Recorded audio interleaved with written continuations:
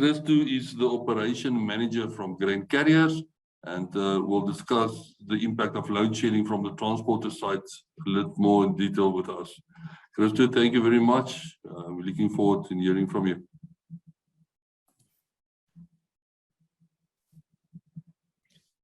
Great. Morning, Stefan. Morning, everybody. Kan julle my hoor, Stefan? Mooi, baie dankie Christo. Welkom. Dankie. As ek geweet het daar gaan so baie Afrikaans wees, het ek eintlik maar beplan om die ding in Afrikaans te doen. Dan het ek Dries se voorbeeld gevolg. Ek het Engels gekry by die beste Afrikaans juffrou in Noordwes. So, maar dankie. Jy is welkom om te werk as jy gemaklik is. Ja, ek gaan maar so tussen die twee wees die hele tyd, om ons 'n bietjie makliker te maak. Ek wil net daai presentation gou share.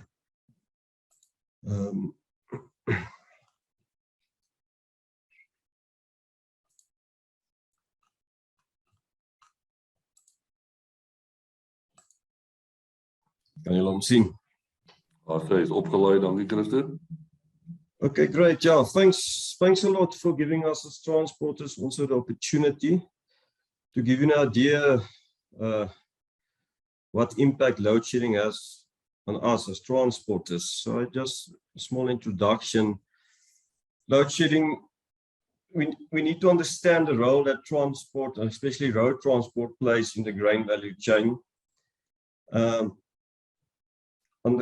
The challenges we need to deal with on a daily basis to keep the wheels running and to keep delivering. Currently, we have a delay on keeping a good rhythm and a flow in the industry, and this is the challenges that we will discuss a bit later.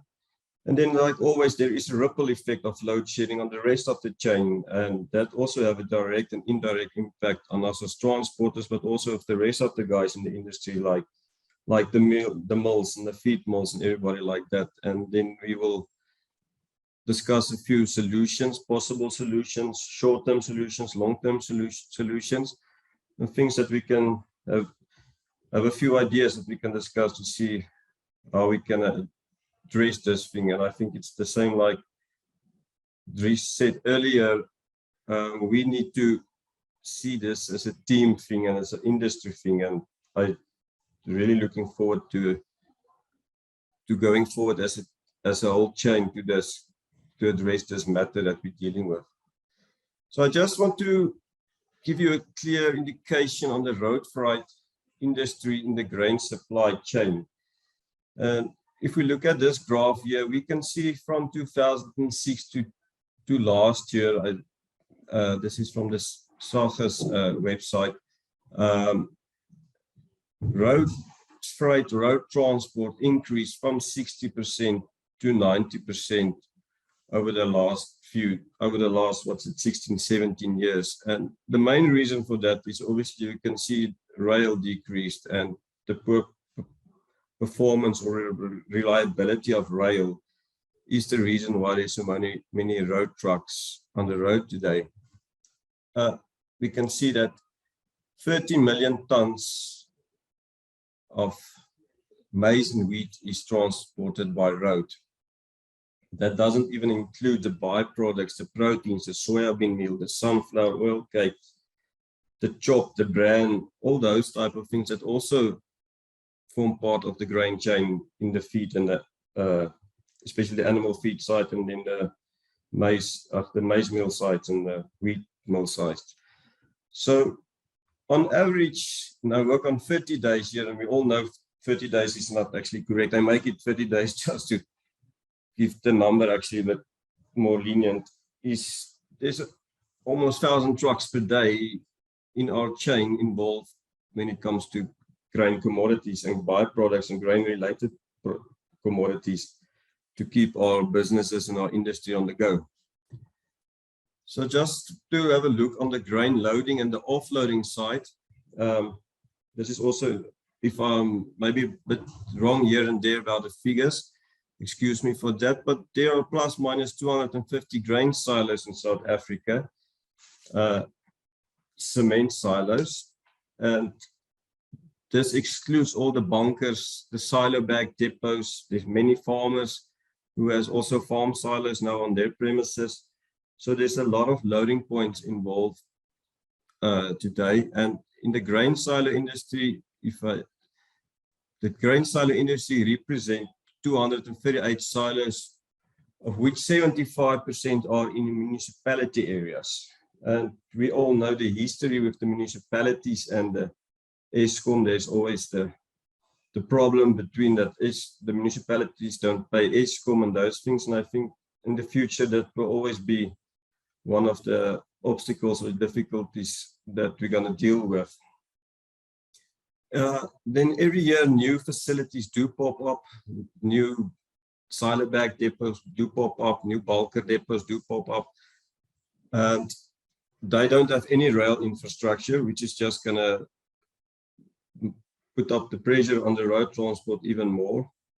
But I think in the other way, new facilities can from the beginnings start to put up solar or generators and make provision for downtime due to load shedding. So I think especially on the new loading points, that will be a very plus point.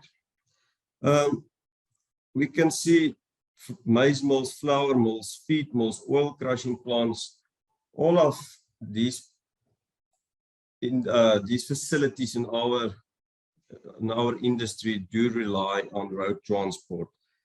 Unfortunately, many of these plants were originally not designed for road, but were designed for rail, and they already put a bit of constraint on our flow. So this load shedding is just putting extra pressure on to keep the wheels turning.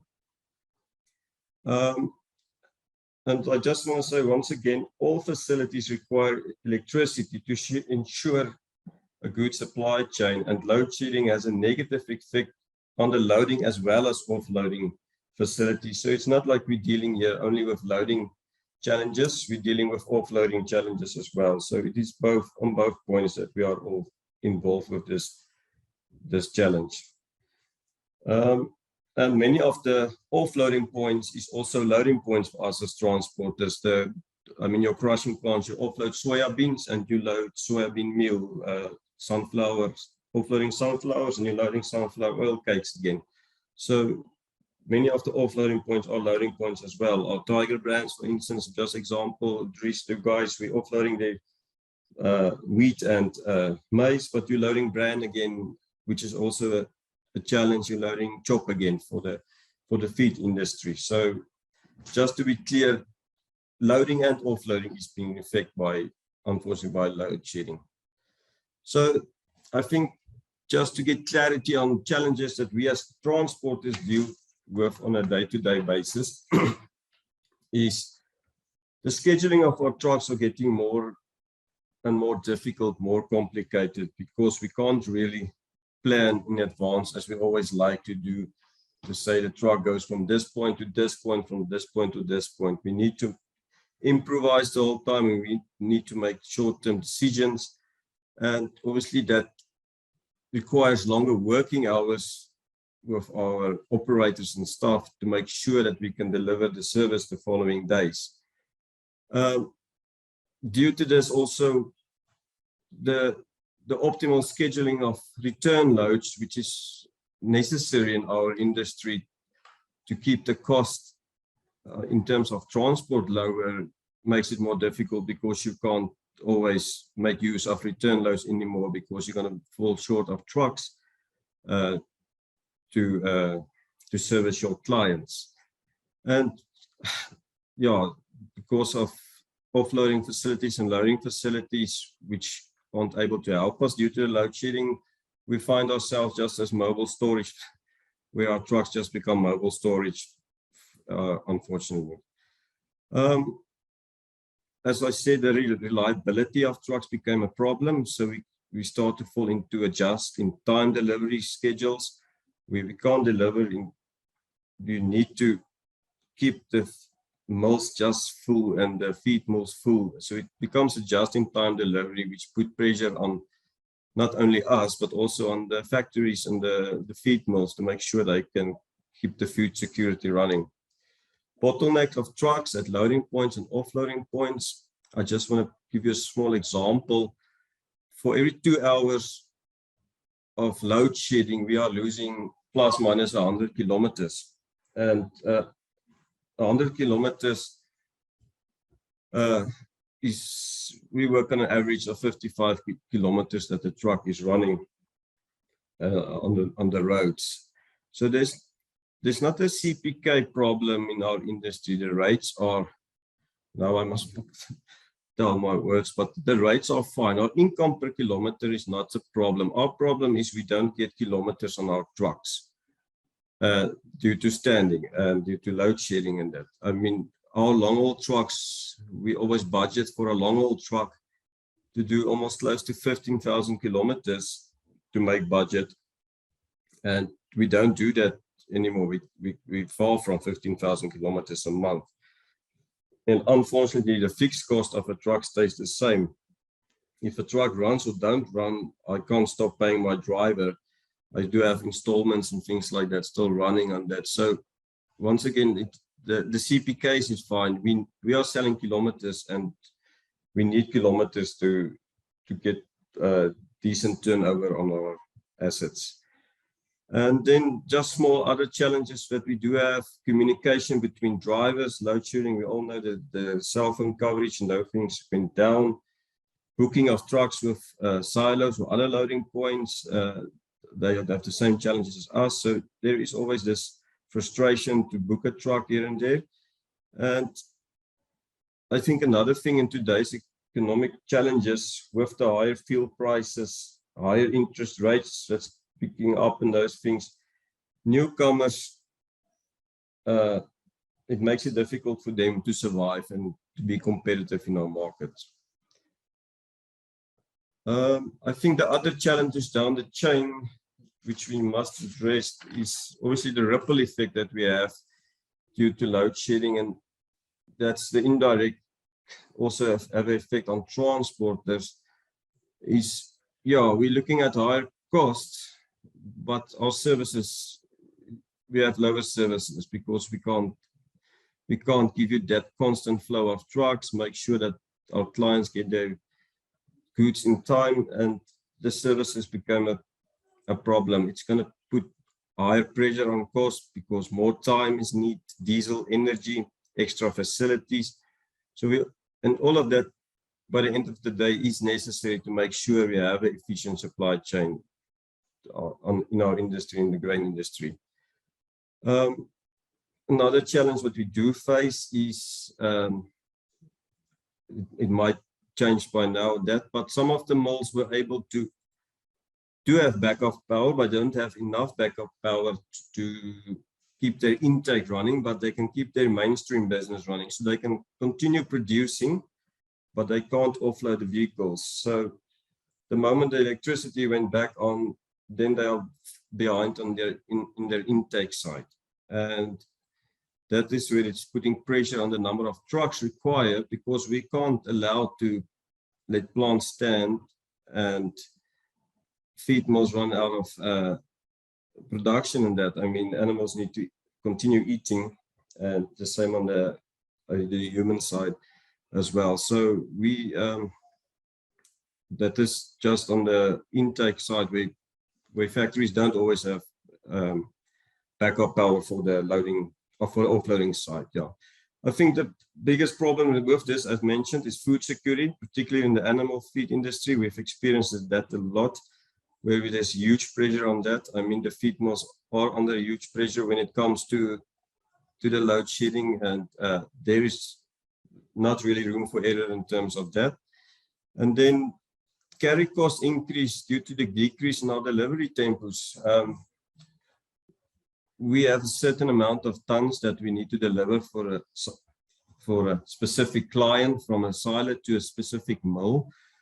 But due to low productions at the mills, we aren't able to deliver everything in time. I think the carry costs is unfortunately something that the traders, that affecting the traders. We do experience that we're rolling over some tonnages from the next month to the following month to deliver these tonnages. So we don't deliver the same tonnages every month as we used to, and We do have huge fluctuations in the diesel price as well, or the fuel prices at this stage. So it's not always an easy approach to go to our clients the following month and say, listen, we didn't manage to deliver all your tonnages in time due to this challenge we're dealing with, but our diesel went up with 50 cents. How can I increase my fuel? How can I increase my transport cost now? So that is one of the, I think, the challenges down the chain that we're dealing with. Another thing I think Dries also mentioned it is water at some of the plants due to electricity. I know some of the crushing plants have water problems due to the electricity, and then they fall back. They fall down production, and unfortunately we need to load out of production with trucks standing long at some of the crushing plants because we need to load up production. And yes, we need to do it because the feed mills need the proteins to keep running them. Yeah. And yeah, as I mentioned earlier, the problem is you can't always execute the tonnages in the given month as requested by the clients, and it's just rippling through to everybody. I think, yeah, getting to a few solutions that we want to discuss. Sorry, a few solutions that we want to discuss or we have on the table is, I think load shedding is not the first, but it's not going to be the last challenge that we're going to face together as an industry. And I really appreciate this, like today, that I think that we can work as a team to come to solutions and everybody come to the table to see how are we going to work together to get this sorted. I see, unfortunately, there is cost provisions that needs to be made. And I think the short-term challenge that we are dealing with as transporters is there's obviously storage owners that do have backup power, but there is a cost involved. And I think there